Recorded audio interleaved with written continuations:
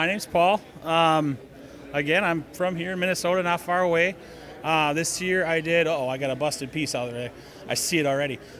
This year I did a battle from World War I, the Battle of Lone Pine. It was the 1st Australian Infantry Brigade and the 47th Ottoman Regiment, part of the August Offensive at the Gallipoli campaign of World War I. So my build this year isn't as organic as it was last year. It's on the squares, but this is just a portion of the battlefield. Last year I had the luxury of doing the whole battlefield, so this year I had to kind of keep it square. But I kept the same types of terrain techniques. I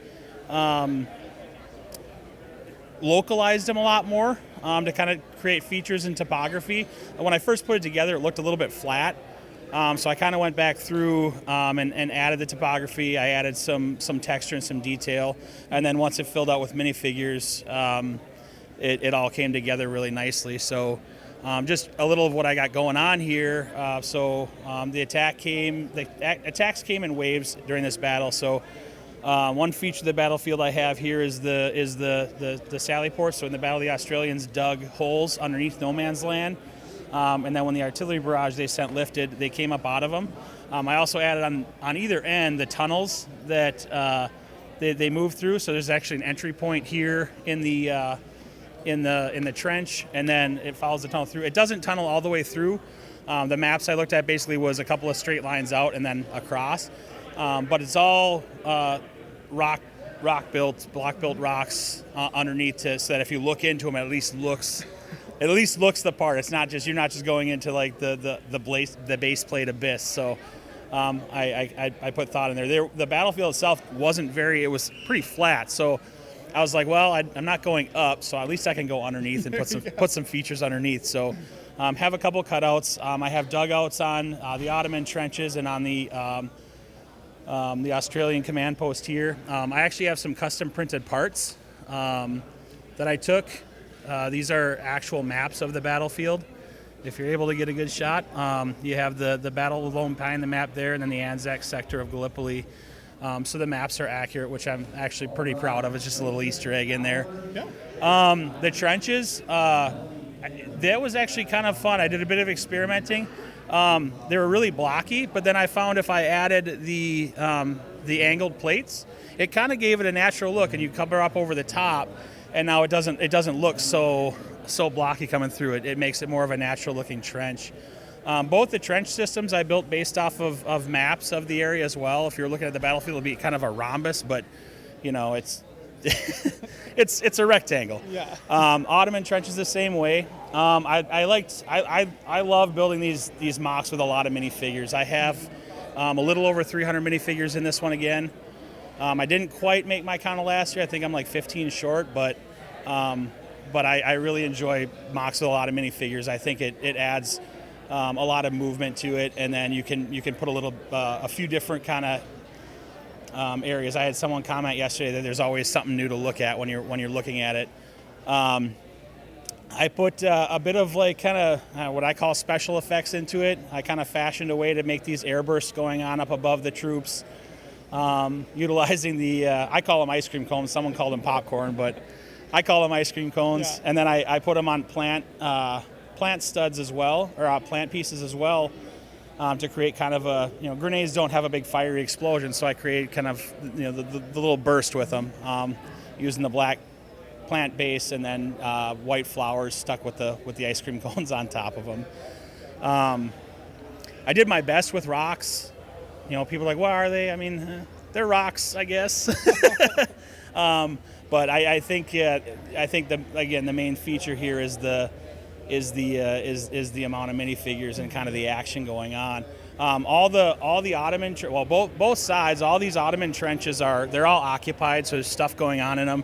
I made it so the roofs come off easily so that people can see what's going on with them. I built craters into the landscape from the artillery. If you kind of open them up to look at what's going on in them, I try to match as best I could with the people doing stuff underneath. So like this guy's coming through the hole, that guy's like, no, I don't want you to. So yeah, there's just there's just a ton going on, and I like that. I like to kind of have a story told through what I'm through what I'm building. So I can show you the dugouts over here too, if you'd like. So again, everything I get really antsy if I don't do like interiors to stuff. I don't like to just have nothing going on. So like everything's full and everything's got stuff going on. So you got guys coming out of there to reinforce their buddies. I do have I made a lot of use of these little bar pieces, these clear bar pieces, to create like action, things going on, people getting moved around by explosions. And then I have people getting shot with these trans red plant stems utilized with the little the clip part on their back. So I try to kind of get creative with what I did with the parts. So I think it really came together. This one, go ahead. What was your approach with the barbed wire kind of effects in front of the trenches? So I looked at pictures from Gallipoli of Ottoman barbed wire, the way they set it up. This is actually kind of shallow. They usually did it in four rows, so that you'd have it crisscross. But this is what they did with the technique. It's not they didn't use curly wire. They just used straight wire. I figured the short chains would work well to make it look like that. So I just crisscrossed them like they would have done. And then I have a bunch of spaces where like the poles that it was on got knocked out, and I made sure to at least include the wire there, like laying on its, kind of laying around, so it looks like it was connected. Everything's spaced the way it should be. I was really meticulous in that because I didn't want it to look like incomplete, like, oh, it just stopped here and started there, because that's just not what it would have done. Yeah. So you mentioned the minifigures and kind of the soldiers obviously are a huge part of this and the sense of action there. But what are the designs of those? Where did you get kind of the torsos and the designs for each side? So the Australians are they're simply so they're converted Brickmania figures. Brickmania does a classic series British, and because Commonwealth uniforms looked all similar, I was able to use them for Australians. I just added the Johnny Thunder hat and a pair of shorts because a lot of the Australians wore shorts. And then for the Ottomans, I used mostly Sand People torsos from Star Wars. I had a book that had World War I uniforms in it, and at the beginning of the war, at this time period, the Ottomans were pretty poorly equipped. Most of them were just given a bandolier and sent into the line with what they had, which was a lot of just tunics and pants. So it kind of just worked out for them. Brickmania, they do an Ottoman figure, but they're really tough to come by, and in these types of numbers I was hoping to get, it was going to be impossible. So yeah. Mm-hmm. And then I have a couple of Indiana Jones German torsos in there too. They mixed hand-me-down equipment, German equipment into their kit, so it all kind of worked out. A lot of people asked about the white vests I have on a lot of them. That served two purposes. A practical purpose, I was able to cover up kind of the other Indiana Jones torso I used, so it wasn't out of place. But the Australians actually sewed white cloths. A lot of them sewed white cloths to their shirts, their sleeves, their torsos, in order to tell friend from foe when they got mixed into combat in the opposing trenches. So they serve a storytelling piece, but a practical piece where I could kind of bulk my numbers up too. Yeah.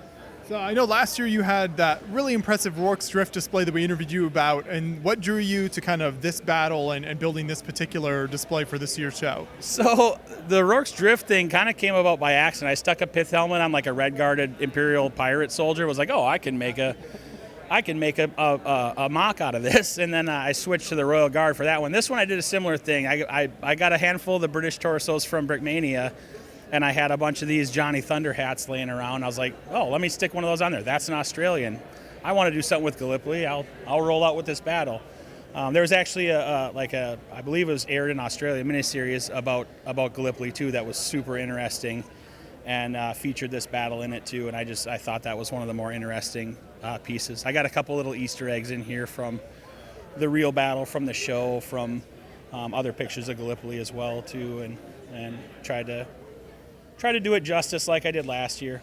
I look at it, I feel like it doesn't have as much pop, but I think that's because there's not 150 red coats on there. So You're trying to depict it realistically, and this is really just how it was. I'm trying. Yep, I'm trying. So in terms of the logistics of kind of building this and bringing it to a show, what was that like and setting it up here? Okay.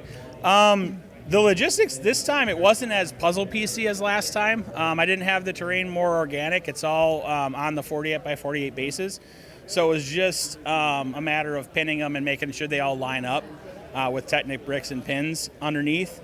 The only problem, same issue I ran into last year, so I anticipated, is that with the subtle unevenness of the tables, it creates kind of a fault line that makes it a little bit tough to put together. But it breaks up into 12 pieces really, really easily, and it really wasn't. It took me more time to get. I'd found when I was storing it that the plants would break, so I was losing a lot of plant pieces. So I ended up pulling everything off and just replacing them tomorrow.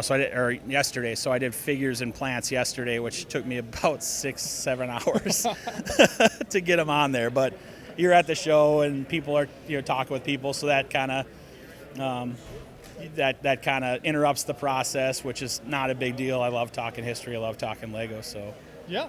Thank you for all of your work here. So I think you said, was it 300 minifigs? Do you know the total number of parts in the build? Oh my gosh. I don't know the total numbers. I know it's in the thousands. I have a lot of filler brick underneath. The trench systems have a lot of the. I made extensive use throughout the mock of the little log piece here, the little printed log piece that Lego does. I might have 500 of those alone just in the mock. I would say it's in the thousands. I know the minifigure count, when I counted them up before I left yesterday, was 306. So I had quite a bit into it. Absolutely great work, and it's great to see you depict another really interesting battle here. So I'm so glad you can make it back out to the show. Thank you. I'm glad to be here. Thanks for talking with me again.